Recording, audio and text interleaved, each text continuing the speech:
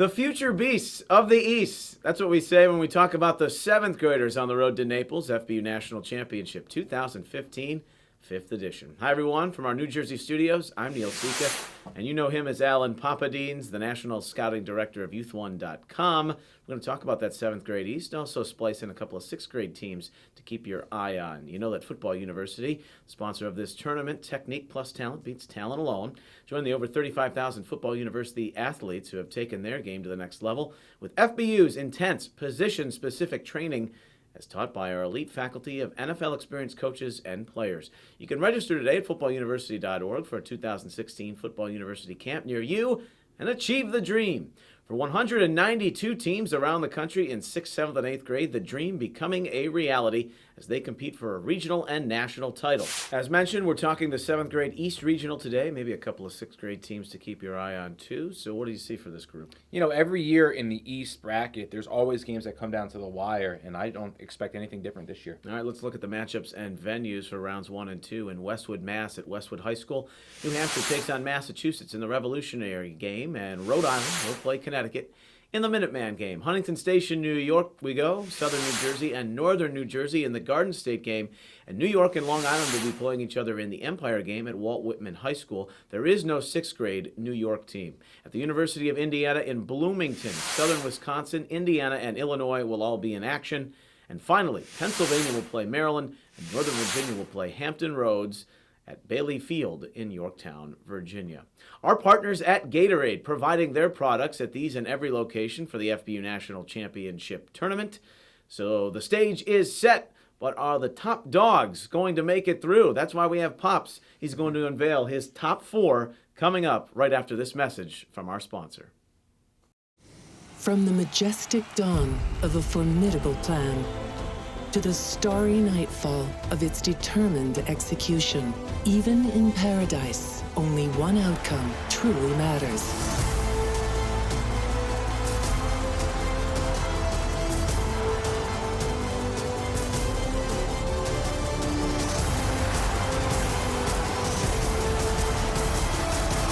Victory. All right, it's the iconic Pops Top 4, everyone's favorite part of the show. 7th grade East Regional. Ready to roll? Yeah, let's go. All right, let's unveil them, starting with the 4 seed, and that'll be Indiana. Last year, as 6th graders, they went all the way to the national semifinal where they lost to Broward County. You have them still in the mix, but as your 4 seed. Yeah, you know, with the 6th graders last year, you really don't know what you're going to get. New teams coming in, new players coming in. But one of the mainstays on Indiana last year who's back this year is Nick Scroggins, a wide receiver. You know, he had a big tournament last year, scoring close to 10 touchdowns throughout the tournament. He was a big play guy, and he'll be their deep threat on the outside. And joining Scroggins on the offensive line will be Dominic Aiello. He returns from last year as well and will help bring some leadership. Yeah, they're going to need some support with the absence of Chris Thomas. Clayton Peters, Ben Easters, the quarterback. Yeah, two quality players there. In Clayton Peters, you have a player who plays fullback and linebacker, but definitely more of a linebacker as he progresses to the next level. Last year in the tournament, he actually played on the offensive line. I'm not sure if that was out of necessity or if he's gotten that much quicker to play fullback this year, but look for him to make an impact on both sides of the ball, especially if he's going to be blocking. The running back should have a lot of room to move around. And in Easters, you got a second-year kid leading this team. So he's been through the war before. He knows what's going on. He's a tall kid, sees the field well, and very comfortable in the shotgun position. And then also he can move around the field pretty well, so he's a running threat.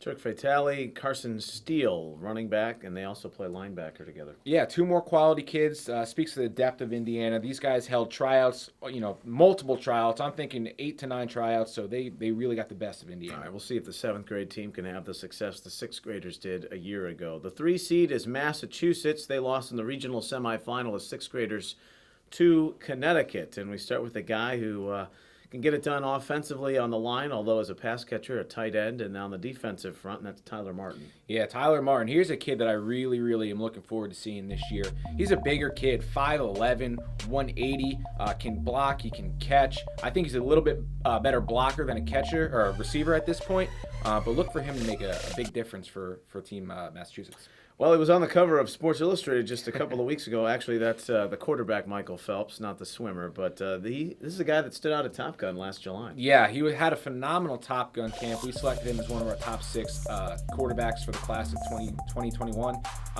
Not the biggest kid in the world, but makes up for it with a huge arm, can make a lot of throws, and he's going to be a leader for this team. Shiloh White, the running back, not all that big, but amazing speed. Yeah, he's going to be a home run threat for these guys. I think they're going to be looking to pass a little bit more, but when they give the ball to him, watch him go. Vinny Cara, Hollis Durstein, nose guard and an offensive lineman to round out the beef up front. Yeah, Cara's good size, 5'11", 210, put him right over the nose. He's going to blow up that center, make running up the middle very difficult for the opposing team.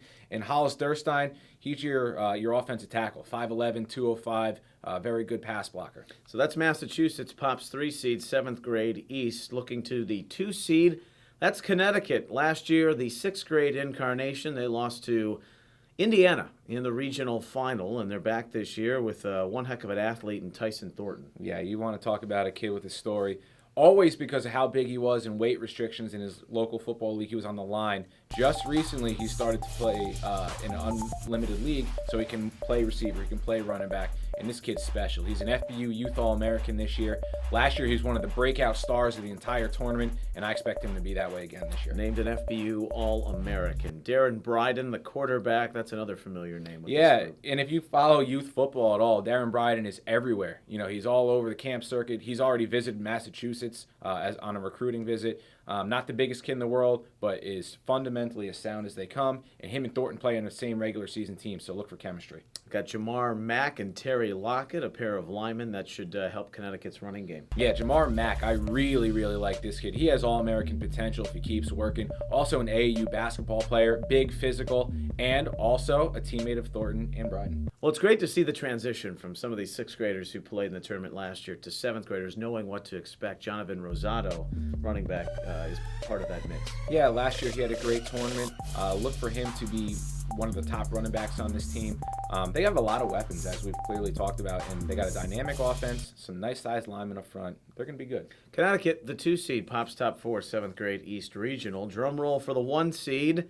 No surprise calling this team's name out time and time again at any grade level, and that's Maryland. Yeah, Maryland is a team that just does this right. They have a select group of athletes down there that play together, they train, they compete against one another all year long, and they really get the best of the best on this Maryland team. All right, a quad that you're going to be excited to see. John Griffith, the quarterback, Gary Roseman, the running back, Zion Larkins, wide receiver, and Nathan Kursky. Yeah, with Griffith, you have a FBU All-American at quarterback. He was a Top Gun this past July. Big arm, really throws the ball with some zip on it. And it's a good thing because he's got wide receivers for days with Larkins and Kursky. Larkins is a flat-out baller, man. You send him on 9 routes, he's going to go deep and burn your defensive backs. Kursky, we got a comparison to Jordy Nelson with his size, catching ability, and route running. And then to touch on the last kid you brought up, Gary Roseman.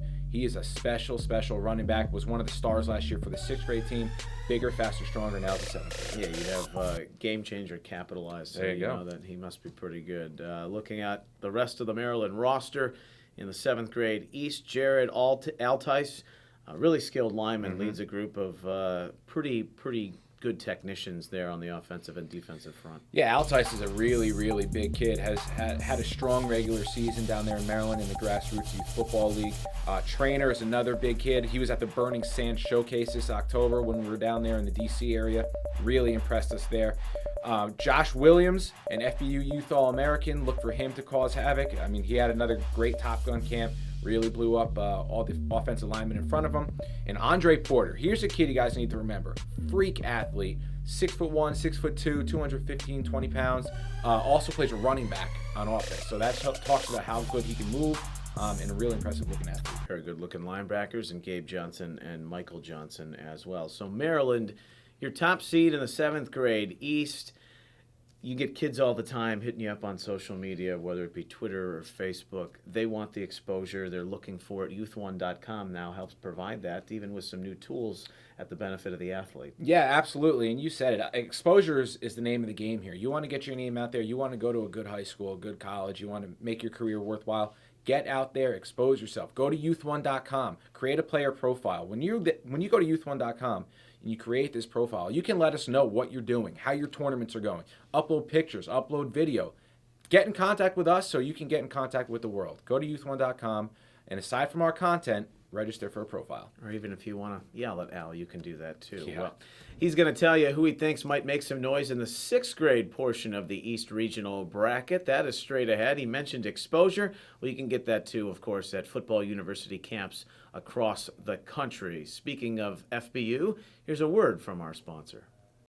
Football University, the nation's leading football training experience, is now accepting applications for its 2015 camps. Our elite faculty of NFL coaches and top professionals teach position-specific technique on the field and in the classroom to improve your football IQ and help you reach your full potential as a player. Apply today at footballuniversity.org. Football University, where technique plus talent beats talent alone. The 6th grade is always the toughest to predict on the road to the FBU National Championship, and that is the case here in year 5, but we'll take our cracks at maybe 2 teams to keep an eye on in the East Regional. Yeah, and again, as you said, it's very, very difficult to predict this stuff. These are the first time these athletes are playing on a national stage. For some of them, it's the first time they're not sleeping in their own beds at night before a game. So it's really a mixed bag. You don't know what you're going to get. But to your point, we are going to try to predict here 2 teams, and I like Maryland and Indiana as 2 teams that could make a difference here in the East bracket, and that's based on traditionally what type of teams they have brought to the tournament over the past 5 years. Always 2 of the most prepared teams. The depth is there with talent from around the state, and look for Maryland and Indiana to compete. Yeah, and that being said, you wouldn't be surprised if a Massachusetts or a Connecticut or even a team from New Jersey made some noise. Exactly. So those are the 2 teams Pops thinks that will make some noise in the 6th grade East. Battle Sports Science will have their hand in the competition. They'll provide mouth guards to every athlete in the tournament.